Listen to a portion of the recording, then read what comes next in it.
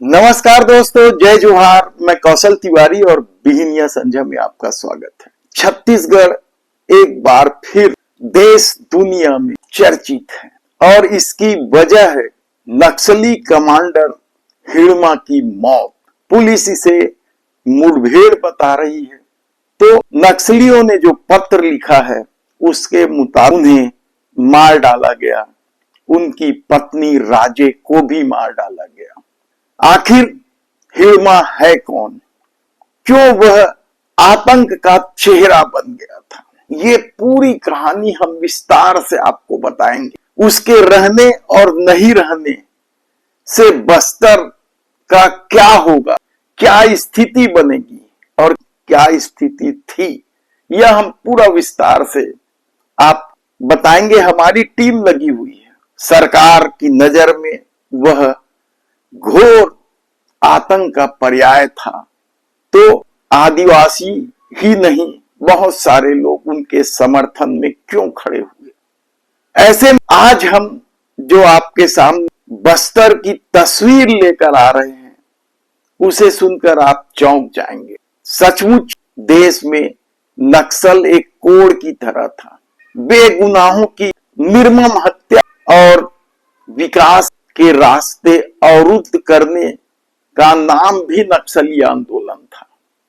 तब ऐसे में विकास के क्या मायने होने चाहिए, विकास के क्या मापदंड होने चाहिए, ये बस्तर को क्या जाकर देखना चाहिए?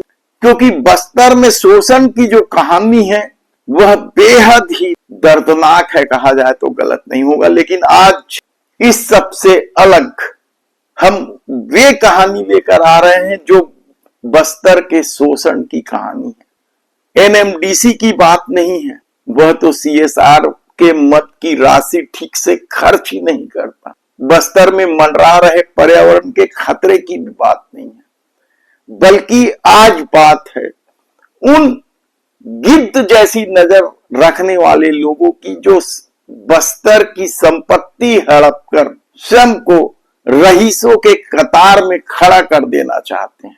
अदानी की भी बात नहीं, उन्हें तो कई लौह अयस्क के खदान दिए जा चुके हैं और उनके लिए सरकार सड़क भी बना रही है, कहा जाए तो गलत नहीं होगा। रेल लाइन बिछा रही है, कहा जाए तो गलत नहीं होगा।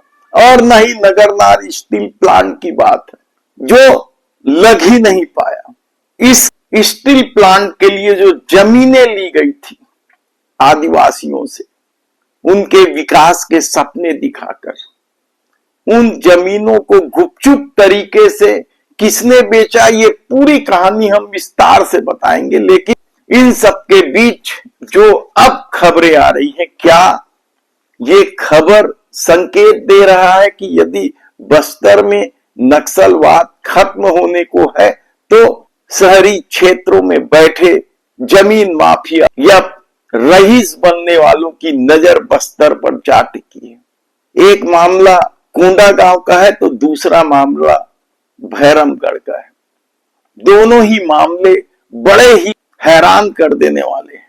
भैरमगढ़ के मामले में तो कोई महेंद्र गोयनका और उनकी पत्नी मीनू गोयनका का नाम सामने आ रहा है, तो कोंडागांव के चिखलपुरी वाले मामले में कोई रितेश अग्रवाल एंड कंपनी का नाम आ रहा है। दोनों ही मामले अलग अलग तरह के हैं।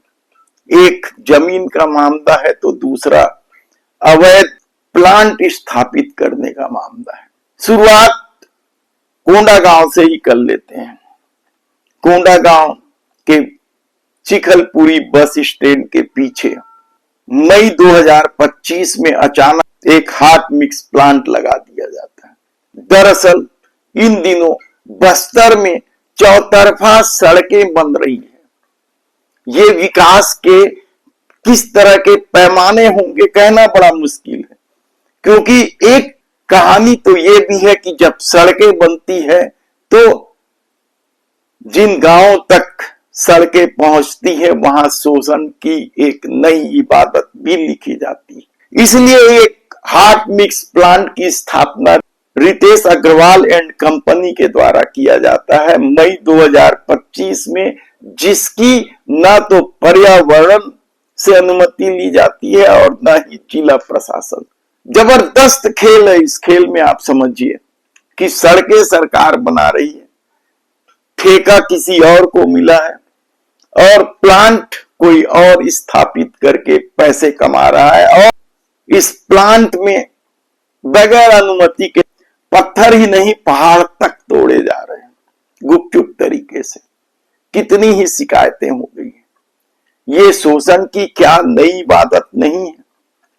क्या रईस बनने या पैसे कमाने की जिद इस तरह के बस्तर ही नहीं, खबर तो सरगुजा से भी आ रही कि कई जगह जहां जहां सड़कें बन रही है वहां दर्जनों की संख्या में इस तरह के मिक्स प्लांट लगाए जाते हैं, पहाड़ तोड़े जाते हैं, जंगल उजाड़े जाते हैं।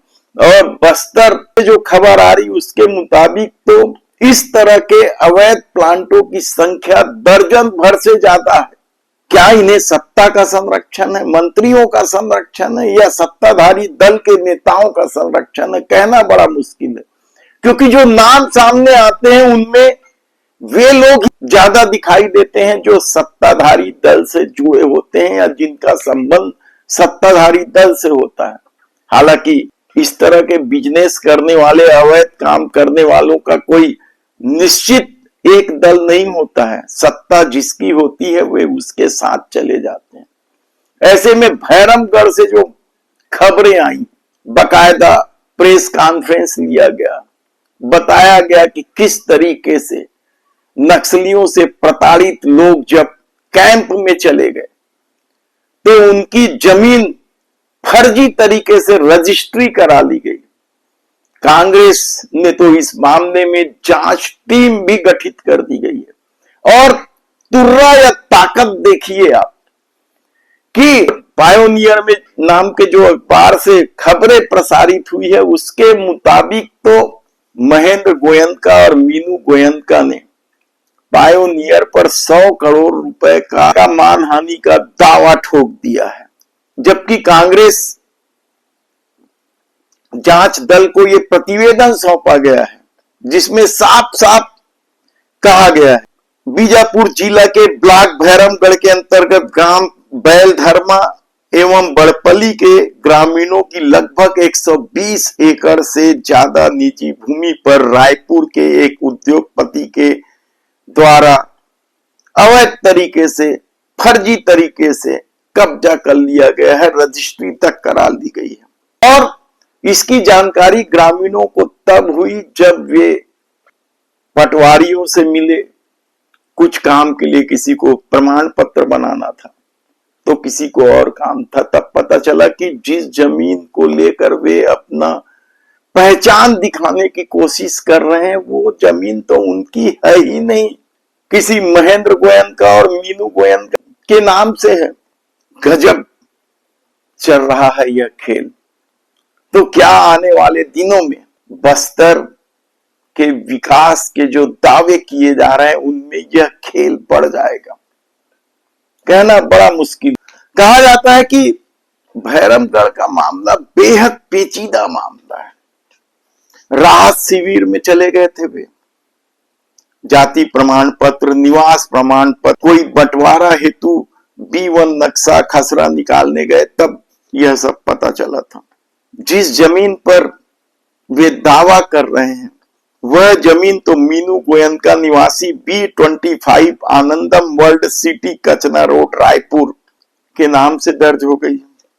दावा है कि रजिस्ट्री अवैध रूप से कराई गई है। हमने महेंद्र गोयनका और मीनू गोयनका से बातचीत करने की कोशिश की ताकि उनका पक्ष भी लिया जा सके, लेकिन वे उपलब्ध नहीं थे।